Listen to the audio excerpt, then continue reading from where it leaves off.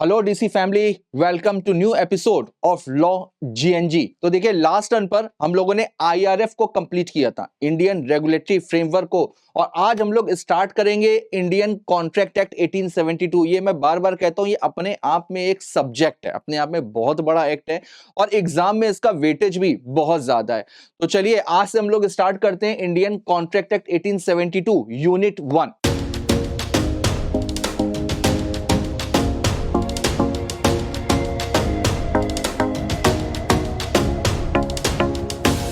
हाँ, तो देखिए यूनिट 1 में हम लोग कौन कौन सी चीजों का, कौन कौन से प्रोविजन का रिवीजन करने वाले हैं। यूनिट 1 में सबसे पहले बताया गया है नेचर ऑफ कॉन्ट्रैक्ट, यानी कि बेसिकली कॉन्ट्रैक्ट होता क्या है। Essential agreements, essential elements of valid contract. तो जो पहली यूनिट में सबसे इंपॉर्टेंट चीज है nature of contract, essential elements of valid contract offer essential elements of valid offer।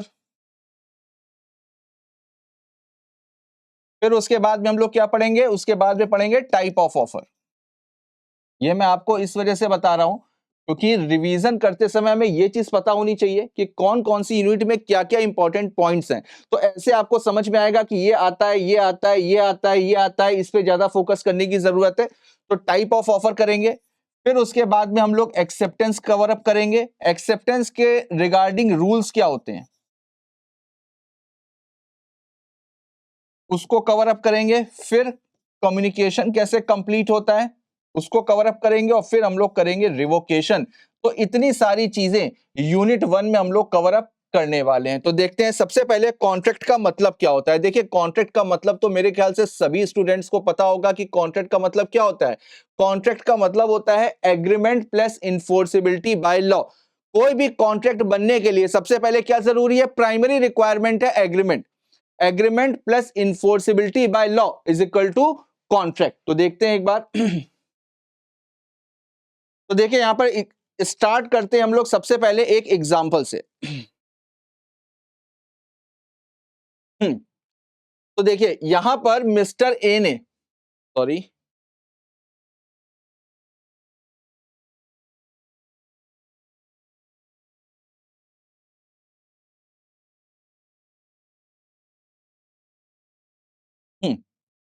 तो देखिए यहां पर मिस्टर ए ने अपनी कार मिस्टर बी को बेची। मिस्टर ए ने अपनी कार मिस्टर बी को बेची। तो देखिए ये चीज मैंने अभी आपको बताई कि agreement plus enforceability by law. Colour सही है कि कलर चेंज करें, कलर समझ में आ रहा है? ठीक है। तो किसी भी कॉन्ट्रैक्ट का मतलब क्या होता है, agreement plus enforceability by law. ठीक। और कॉन्ट्रैक्ट में एक खास बात और होती है कि जैसे दो पार्टीज हैं, मिनिमम टू पार्टीज होती हैं, और दोनों पार्टीज के पास में अपने अपने राइट्स होंगे और अपनी अपनी ऑब्लिगेशंस होंगी। एक बात हमेशा याद रखिए, जो एक पार्टी का राइट है वही दूसरी पार्टी की ऑब्लिगेशन होगी। जो एक पार्टी का राइट है वो दूसरी पार्टी की ऑब्लिगेशन होगी, और जो दूसरी पार्टी की ऑब्लिगेशन है वो पहली वाली पार्टी का राइट होगा। जैसे इस वाले एग्जांपल में देखते हैं। देखिए तो मिस्टर ए ने मिस्टर बी को कार बेची, तो मिस्टर ए की ऑब्लिगेशन क्या हुई, कार देने की। मिस्टर बी की ऑब्लिगेशन क्या है, मिस्टर बी की ऑब्लिगेशन है पेमेंट को करने की। मिस्टर ए के पास राइट क्या है, right to receive the payment, payment को लेने का, और इनके पास में राइट क्या है, right to receive the car. तो देखिए जो इनकी ऑब्लिगेशन है वो इनका क्या हो गया, राइट, और जो इनके पास में राइट है वो इनकी ऑब्लिगेशन हो गई। इसका मतलब क्या हुआ, किसी भी कॉन्ट्रैक्ट में दोनों पार्टीज के पास राइट्स होते हैं, दोनों पार्टीज की ऑब्लिगेशन होती है, और ये एक्सचेंजेबल नेचर के होते हैं। यानी कि जो एक पार्टी का राइट है वो एक पार्टी की ऑब्लिगेशन है। देखिए एक बार the above situation talks about formation of an agreement.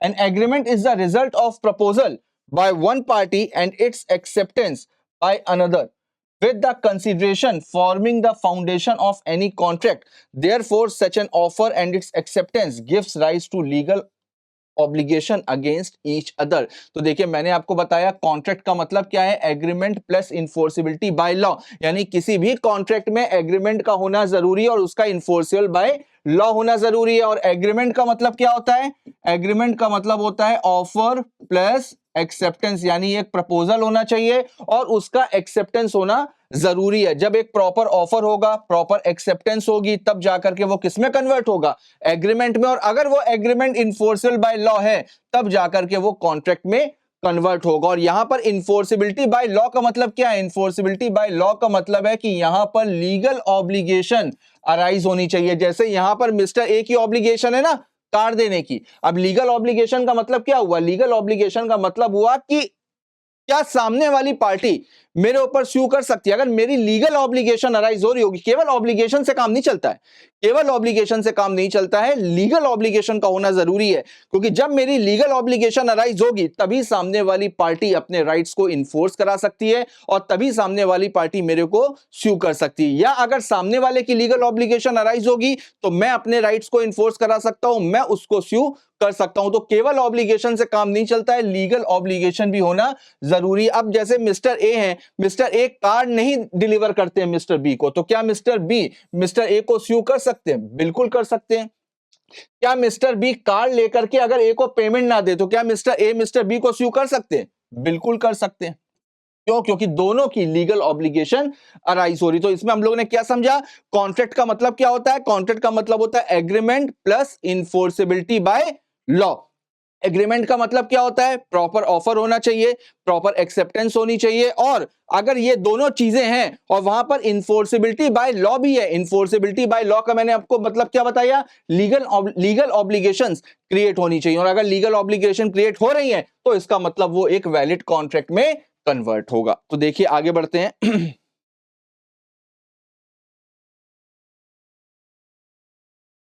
तो देखिए नेक्स्ट टॉपिक है आपका सेक्शन 10। नेक्स्ट टॉपिक है आपका सेक्शन 10। सेक्शन 10 किस चीज का है, सेक्शन 10 बताता है आपका essential elements of valid contract. देखिए सेक्शन 10 बताता है essential elements of valid contract, लेकिन सेक्शन 10 लिमिटेड नहीं है। सेक्शन 10 लिमिटेड नहीं है, इसका मतलब क्या हुआ, जो सेक्शन 10 में एसेंशियल एलिमेंट्स बताए गए हैं वो तो एसेंशियल एलिमेंट्स हैं ही, लेकिन उसके साथ में कुछ अदर्स में भी हैं। तो अगर एग्जाम में क्वेश्चन पूछा जाता है तो एसेंशियल एलिमेंट्स अंडर सेक्शन 10 आपको अलग से करना पड़ेगा, और अदर्स वाले अदर का हेड डाल करके उसके नीचे अदर्स के पॉइंट लिखने पड़ेंगे। तो एक बार फटाफट से देखते हैं कि requirement for an agreement to be a contract. तो अगर कोई भी एग्रीमेंट कॉन्ट्रैक्ट में कन्वर्ट होता है तो उसके लिए एसेंशियल एलिमेंट्स क्या है या एसेंशियल रिक्वायरमेंट्स क्या होती है। तो सबसे पहले मेड बाय फ्री कंसेंट होनी चाहिए। Between parties competent to contract, जो भी पार्टीज कॉन्ट्रैक्ट में एंटर कर रही हैं वो कैपेबल होनी चाहिए। इसका मतलब माइनर नहीं होना चाहिए, अनसाउंड माइंड नहीं होना चाहिए, और साथ में डिस्क्वालिफाइड बाय लॉ नहीं होना चाहिए। फॉर अ लॉफुल कंसीडरेशन का होना जरूरी है, लेकिन केवल कंसीडरेशन का होना जरूरी नहीं है, कंसीडरेशन का लॉफुल होना भी जरूरी है। और साथ में जो ऑब्जेक्ट जिस पर्पस के लिए कॉन्ट्रैक्ट बनाया गया है वो पर्पस हमेशा लॉफुल होगा। And are not hereby expressly declare to be void. कुछ कुछ एग्रीमेंट्स ऐसे हैं जिसको लॉ ने खुद स्पेसिफिकली मना किया गया है कि आप अगर ये सारे एग्रीमेंट करते हैं तो उसको वॉइड माना जाएगा। तो सेक्शन 10 ये सारे एलिमेंट्स बताता है कि किसी भी एग्रीमेंट में अगर ये सारी चीजें हैं तो फिर वो एग्रीमेंट कॉन्ट्रैक्ट में कन्वर्ट होगा। आगे देखते हैं।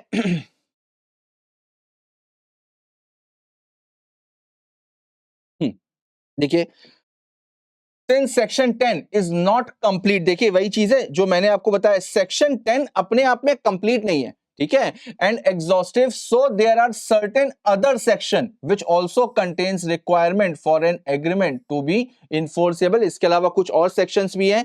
देखिए जैसे दो पार्टीज होनी चाहिए कम से कम, intention to create legal relationship को क्रिएट करने की इंटेंशन होनी चाहिए। और अगर लीगल रिलेशन को क्रिएट करने की इंटेंशन नहीं है तो फिर उस एग्रीमेंट को बेटा क्या बोलेंगे, हम लोगों ने पढ़ा हुआ है सोशल और डोमेस्टिक नेचर, ठीक है। और सोशल और डोमेस्टिक नेचर की इंडियन कॉन्ट्रैक्ट एक्ट में कोई भी जगह नहीं होती है। फुलफिलमेंट ऑफ लीगल फॉर्मेलिटी, हालांकि ये भी हम लोगों ने पढ़ा हुआ है कि वैसे तो एग्रीमेंट ओरल भी हो सकता है, रिटर्न में भी हो सकता है, कोई भी कॉन्ट्रैक्ट ओरल भी हो सकता है, राइटिंग में भी हो सकता है। लेकिन अगर किसी पर्टिकुलर कॉन्ट्रैक्ट के लिए कोई लीगल फॉर्मेलिटी बताई गई है तो उस लीगल फॉर्मेलिटी का होना जरूरी है। फॉर एग्जांपल, अगर लैंड के लिए हम कोई भी कॉन्ट्रैक्ट कर रहे हैं तो उसका राइटिंग और रजिस्टर्ड होना जरूरी है।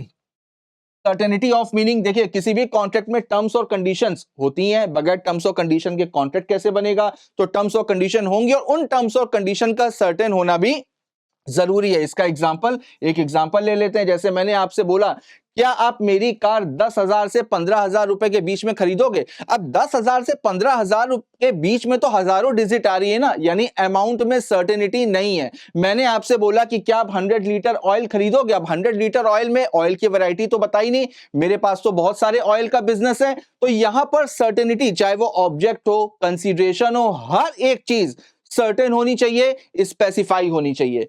पॉसिबिलिटी ऑफ परफॉर्मेंस, अब जिस चीज का आप कॉन्ट्रैक्ट कर रहे हो, कॉन्ट्रैक्ट का मतलब क्या हुआ? कॉन्ट्रैक्ट का मतलब हुआ भाई प्रॉमिस कर रहे हैं दो पार्टीज एक दूसरे को, तो प्रॉमिस का नेचर ऐसा होना चाहिए कि आदमी अपने प्रॉमिस को पूरा भी तो कर पाए। अगर इम्पॉसिबल टू परफॉर्म है, जहां पर कोई भी प्रॉमिस को पूरा ही नहीं कर सकता, तो ऐसा एग्रीमेंट कभी भी वैलिड नहीं होगा। तो बेटा ये जितने भी 5 पॉइंट्स लिखे हुए हैं ना, ये 5 अदर्स में आ जाते हैं।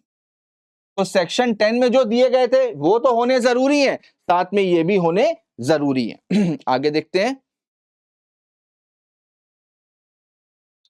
अब देखिए नेक्स्ट आता है मीनिंग ऑफ ऑफर और प्रपोजल। अब देखिए ऑफर क्या होता है, प्रपोजल क्या होता है? ऑफर किसी भी वैलिड कॉन्ट्रैक्ट की, ऑफर किसी भी वैलिड कॉन्ट्रैक्ट की प्राइमरी रिक्वायरमेंट है, क्योंकि बगैर ऑफर के कभी भी एग्रीमेंट बन नहीं सकता। क्यों? क्योंकि जब ऑफर होगा तभी एक्सेप्टेंस मिलेगी, जब एक्सेप्टेंस मिलेगी तभी वो एग्रीमेंट बनेगा, और जब वो एग्रीमेंट बनेगा और अगर वो इन्फोर्सेबल बाय लॉ है तभी वो कॉन्ट्रैक्ट में कन्वर्ट हो पाएगा। इस वजह से ऑफर हमेशा प्राइमरी रिक्वायरमेंट माना जाता है किसी भी कॉन्ट्रैक्ट की। तो ऑफर का मतलब क्या होता है? देखिए ऑफर को आप इस तरीके से समझिए, जब कोई भी पर्सन अपनी फाइनल विलिंगनेस को, जब कोई भी पर्सन अपनी फाइनल विलिंगनेस को, विलिंगनेस का मतलब क्या हुआ? इच्छा, जब अपनी फाइनल विलिंगनेस को यानी कि इच्छा को अपोजिट पार्टी के सामने इस इंटेंशन के साथ में रखता है, यह सोच करके रखता है ताकि हमें उसकी कंसेंट मिल जाए, ताकि उसकी हमें एक्सेप्टेंस मिल जाए, तो उसको बोला जाता है ऑफर। तो ऑफर में दो चीजें बहुत इंपॉर्टेंट है, एक तो फाइनल विलिंगनेस होनी चाहिए, दूसरा इंटेंशन होनी चाहिए। किस चीज की इंटेंशन होनी चाहिए? ताकि सामने वाली पार्टी मेरे ऑफर को, मेरे प्रपोजल को एक्सेप्ट कर ले। तो देखिए an offer is the starting point in the making of an agreement. An offer is also called a proposal. Thus, for a valid offer, the party making it must express his willingness to do or not to do something. तो बेटा जो offer होगा ना, वो मैंने आपको क्या बताया? विलिंगनेस होगी, और विलिंगनेस के दो नेचर होते हैं, पॉजिटिव भी हो सकता है, निगेटिव भी हो सकता है। पॉजिटिव का मतलब किसी काम को करने की, निगेटिव का मतलब किसी काम को ना करने की। यानी ऑफर दो तरीके का हो सकता है, कि किसी काम को करने के लिए या किसी काम को ना करने के लिए। पॉजिटिव और निगेटिव दोनों हो सकते हैं। देखिए अब लॉ में क्या डिफाइन किया गया है? When one person signifies to another his willingness, तो एक पर्सन सामने वाले पर्सन को अपनी willingness सिग्निफाई कर रहा है किस काम को करने, to do और to abstain from doing। abstain from doing का मतलब क्या हो गया? not to do, यानी किसी काम को करने के लिए या किसी काम को ना करने के लिए। With a view to obtain the assent of that other, यानी यहां पर एक इंटेंशन हो रही है। किस चीज की इंटेंशन हो रही है? ताकि हमें उसकी एसेंट यानी कि कंसेंट मिल जाए टू सच एक्ट और एब्सटिनेंस, यानी जिस काम को करने के लिए बोला है या किसी काम को करने के लिए नहीं बोला है। तो जब कोई भी पर्सन अपनी विलिंगनेस को सिग्निफाई करता है, वो विलिंगनेस किसी काम को करने या किसी काम को ना करने की, दोनों की हो सकती है, और उसके पीछे उसकी इंटेंशन क्या है? ताकि सामने वाले पर्सन की हमको एसेंट मिल जाए किसी काम को करने या किसी काम को ना करने के लिए। दिस इज कॉल्ड ऑफर और प्रपोजल। आप चाहे ऑफर बोल लीजिए चाहे प्रपोजल बोल लीजिए, बोथ आर सेम। अब देखिए किसी भी ऑफर के एसेंशियल्स क्या होंगे? तो अभी हम लोगों ने पढ़ा कॉन्ट्रैक्ट के क्या क्या एसेंशियल्स होते हैं, उसी तरीके से एक प्रपोजल के भी होंगे। देखिए कम से कम दो पर्सन होने चाहिए, एटलीस्ट टू पार्टीज होनी चाहिए, एक ऑफरर और एक ऑफरी। जो ऑफर देता है उसको क्या बोला जाएगा? ऑफरर। जिसको ऑफर दिया जाता है उसको क्या बोला जाता है? Offeree. Expression of willingness of parties to do or not to do something, जो एक्सप्रेशन होगा, जो विलिंगनेस होगी, वो किस चीज की होगी? किसी काम को करने की या किसी काम को ना करने की। किस इंटेंशन के साथ में? To obtain the assent of the other party. तो देखिए offer can be made by, अब ऑफर कैसे हो सकता है? ऑफर ओरल भी हो सकता है, राइटिंग में भी हो सकता है, एक्सप्रेस भी हो सकता है, इंप्लाइड भी हो सकता है। इंप्लाइड का मतलब बाय कंडक्ट ऑफ पार्टीज। देखिए ऑफर कितने तरीके से हो सकता है, तो देखिए एक्ट क्या बोलता है, बाय वर्ड्स भी हो सकता है और बाय कंडक्ट भी हो सकता है। कंडक्ट का मैंने मतलब आपको क्या बताया, कंडक्ट का मतलब इंप्लाइड, ठीक है। और वर्ड्स में ओरल भी हो सकता है और राइटिंग में भी हो सकता है। अब देखिए क्लासिफिकेशन ऑफ ऑफर, अब ऑफर को कितने पार्ट में इन्होंने डिवाइड किया गया है, अलग अलग होते हैं। सबसे पहले आता है जनरल ऑफर, सबसे पहले आता है general offer, specific offer, counter offer, cross offer, standing offer. एक बार फटाफट से इसको हम लोग रिकॉल करते हैं। जनरल ऑफर का मतलब क्या होता है, जब कोई भी ऑफर पूरी की पूरी पब्लिक के लिए दिया हो, यानी कि एट लार्ज, बड़े स्केल पे पूरी की पूरी पब्लिक के लिए दिया हो, तो उसको बोला जाता है जनरल ऑफर। और उसको एक्सेप्ट कौन करेगा, पब्लिक में से कोई भी जिसको उस ऑफर की नॉलेज है वो उसको एक्सेप्ट कर सकता है, ठीक। स्पेसिफिक ऑफर क्या होता है, जब कोई भी पर्सन किसी एक पर्टिकुलर पर्सन को ऑफर देता है तो उसको क्या बोला जाता है, स्पेसिफिक ऑफर। इसको एक्सेप्ट कौन करेगा, जिस पर्टिकुलर पर्सन को ऑफर दिया गया है वही उसको एक्सेप्ट कर सकता है। काउंटर ऑफर का मतलब क्या होता है, काउंटर ऑफर का मतलब सामने वाली पार्टी ने उल्टा हमको एक ऑफर दे दिया, यानी कि बार्गेनिंग, यानी सामने वाले ने मेरे ऑफर को मॉडिफाई किया, या आप उसको ये भी बोल सकते हो मॉडिफाइड एक्सेप्टेंस। मैंने किसी को बोला कि क्या आप ये पेन 2,000 रुपए में खरीदोगे, उसने बोला 2,000 ज्यादा, मैं 1,500 रुपए दूंगा। तो उसने बार्गेनिंग करी, मैंने उसको क्या बोला, मैंने उसको 2,000 में ऑफर दिया, उसने उल्टा मेरे को एक ऑफर दे दिया, क्या आप ये पेन 1,500 रुपए में बेचोगे। तो काउंटर ऑफर में क्या होता है, सामने वाली पार्टी उल्टा एक ऑफर हमको जनरेट कर देती है। क्रॉस ऑफर एग्जिस्ट ही नहीं करता है, क्रॉस ऑफर कोई भी ऑफर नहीं होता है। जब दो लोग एक ही समय पर एक जैसा ऑफर, बगैर इस नॉलेज के कि सामने वाली पार्टी ने हमको ऑफर दिया है, एक दूसरे को ऑफर करते हैं, तो उसको बोला जाता है क्रॉस ऑफर। स्टैंडिंग ऑफर का मतलब, स्टैंडिंग ऑफर को कंटिन्यूइंग ऑफर भी बोलते हैं, जो ऑफर कंटिन्यूअसली चलता रहता है। जैसे आपने न्यूज़पेपर मंगाया, तो न्यूज़पेपर आप एक दिन तो मंगाओगे नहीं, न्यूज़पेपर तो डेली के डेली आएगा ना। मेरे को ब्रिक्स की जरूरत है, 10 लाख ब्रिक्स की जरूरत है, मैं ब्रिक फील्ड में गया, मैंने कहा कि डेली मेरे को 10,000 ब्रिक्स भेजते रहना। तो ये ऑफर जो लंबे समय तक चलेंगे उसको क्या बोला जाता है, स्टैंडिंग ऑफर। आगे देखते हैं।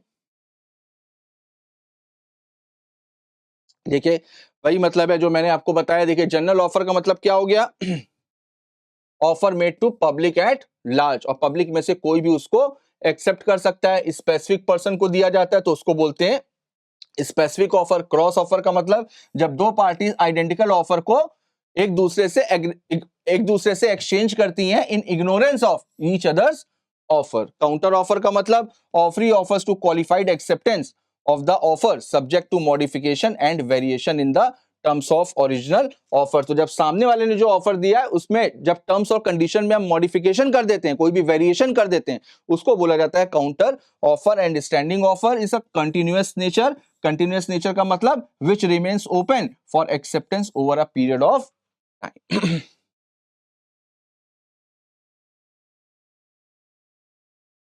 अब देखिए आगे कुछ इंपॉर्टेंट केस लॉ दिए हुए हैं।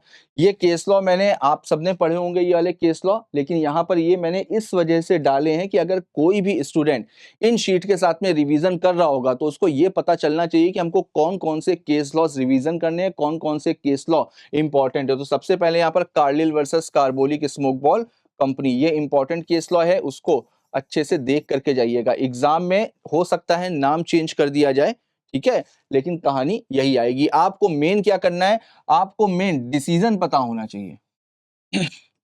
आपको मेन क्या है, डिसीजन पता होना चाहिए। कार्बोलिक स्मोक बॉल कंपनी में क्या हुआ था, कार्बोलिक स्मोक बॉल कंपनी में कंपनी ने बोला था कि अगर किसी ने भी हमारी कार्बोलिक बॉल यूज करी तो वहां पर उसको इन्फ्लुएंजा नहीं हो सकता। अगर प्रिस्क्रिप्शन के अकॉर्डिंग यूज करी तो उसको इन्फ्लुएंजा नहीं होगा। मिसेस कार्लिल ने क्या किया था, मिसेस कार्लिल ने कार्बोलिक बॉल्स को यूज किया, लेकिन उसके बावजूद उनको इन्फ्लुएंजा हो गया था। तो कोर्ट ने यहाँ पर डिसीजन क्या दिया था, कोर्ट ने यहाँ पर बोला था कि ये जनरल ऑफर की कैटेगरी में आता है, ठीक है, और जनरल ऑफर को कोई भी पर्सन बाय परफॉर्मेंस एक्सेप्ट कर सकता है। और अगर एक बार ऑफर एक्सेप्ट हो गया तो फिर वहां पर वैलिड एग्रीमेंट बनेगा। तो यहां पर कंपनी को, मिसेस कार्लिल को कॉम्पनसेशन देना पड़ा था।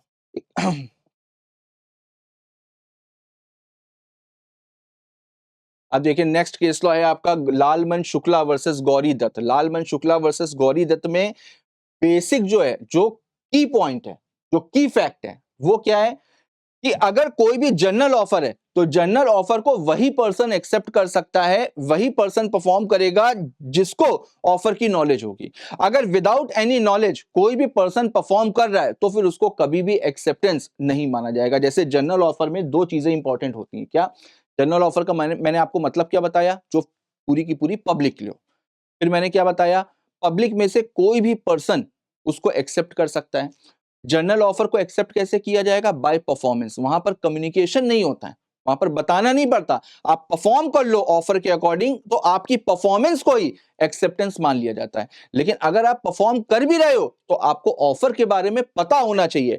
अगर आपने विदाउट नॉलेज परफॉर्म कर भी लिया बाई चांस गलती से भी, तो उसको कभी भी एक्सेप्टेंस नहीं माना जाएगा। तो यहां पर देखिए यही चीज बोली गई कि जो प्लेंटिफ था वो अनअवेयर था रिवॉर्ड के लिए। ठीक है, कहानी तो आपने पढ़ी होगी, केस लॉ आपने पढ़ा होगा, मैं बस आपको एक बेसिक चीज बता रहा हूं कि इस केस लॉ का की फैक्ट क्या होता है। तो यहां पर ये चीज बोली गई कि जो प्लेंटिफ था वो अनअवेयर था रिवॉर्ड के लिए और was successful in searching the boy, और उसने परफॉर्मेंस भी कर ली, उसने बॉय को सक्सेसफुली सर्च भी कर लिया। लेकिन यहां पर कोर्ट ने डिसीजन क्या दिया? It was held that since the plaintiff was ignorant of the offer of reward, his act of bringing the lost boy didn't amount to the acceptance। तो जब आपको ऑफर के बारे में पता ही नहीं है तो आप एक्सेप्टेंस कैसे कर सकते हो? तो वहां पर यही चीज बोली गई, the offer and therefore he was not entitled to claim the reward. इस वजह से वहां पर उसको रिवॉर्ड नहीं मिलेगा।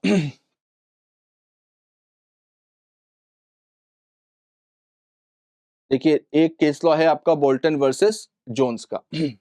अब बोल्टन वर्सेस जोन्स में मेन जो की पॉइंट है वो क्या है, ये देखिए।